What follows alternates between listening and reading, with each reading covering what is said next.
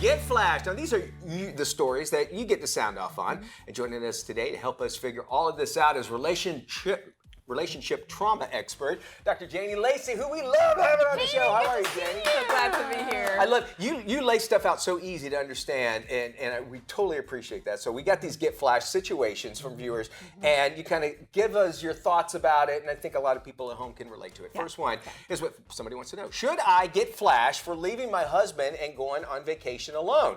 I gave my husband all the details for our vacation, and instead of taking the week off, he forgot it, and so now I'm going on a solo trip. Am I wrong for leaving him?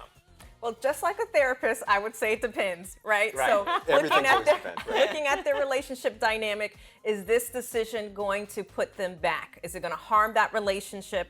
Or was there some level of this being a pattern before and she's trying to send him a message? So in and of itself, people can look at it and say, well, if he supported her, hey, I forgot, go on vacation without me, have a great time, that's one thing. But if she's doing this to be retaliatory or send a message and their relationship can have some level of harm after it, it may not be a good decision. But either way, she's like, listen, I did this. This was important to me. And so I'm going to, I wouldn't consider that retaliatory. I would just say, well, you missed out. But I guess in a sense it is retaliatory. Well, in a partnership, right? If her husband says, look, babe, I forgot, I'm going to make it up to you and this is what I will do, that's one thing. But if her saying, look, you screwed up, I'm going anyway, right? So that's why I'd say it really depends on their relationship and their dynamics. But in and of itself, there are some factors that would make it a healthy decision or an unhealthy decision. Janie, ask me where my wife is right now. Ask me. Go ahead, ask Where me. is your lovely wife? She's on vacation right now in Portland. So, With your support. With my support, 100%.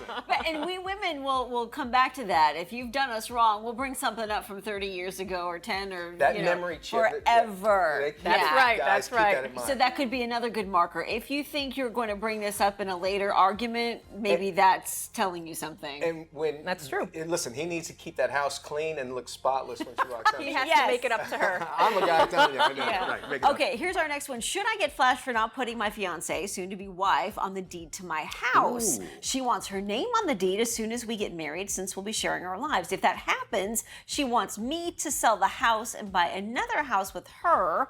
I don't want to do it. Am I wrong for telling her no? Okay. Well, again, it depends, right? So what would their conversation be? And what is really important here? Because this is going to be the art of compromise. And if they really want a long-term relationship, then this is going to be the first marker. How do we compromise? What do we both want? How can we get to what we both want versus it be my way or your way? Because when any relationship starts off that way, it's my way or your way, and you're either going to come over here or I'm not going to be in this relationship, that relationship is going to be over even before it started. And it sounds like this is kind of, they're looking at it, when you say partnership, I mean like a business transaction, because we're talking about legal documents and this sort of thing. And it seems like if you're going to share everything, it seems like that would be one of the biggest things you do. And I guess going into the marriage, you have to have that resolved instead of going a few years, I would imagine, right? That should be an important conversation. Where we're going to live, how are we going to choose where we live, and if we're moving into your space, what does it look like for me to be on the deed? If you don't want me on the deed, what are the reasons why you don't want me on the deed? Yes. Right? So those are conversations that have to happen. All in all, for both of these situations here, it sounds like the global thing is just having that communication, the talk, right?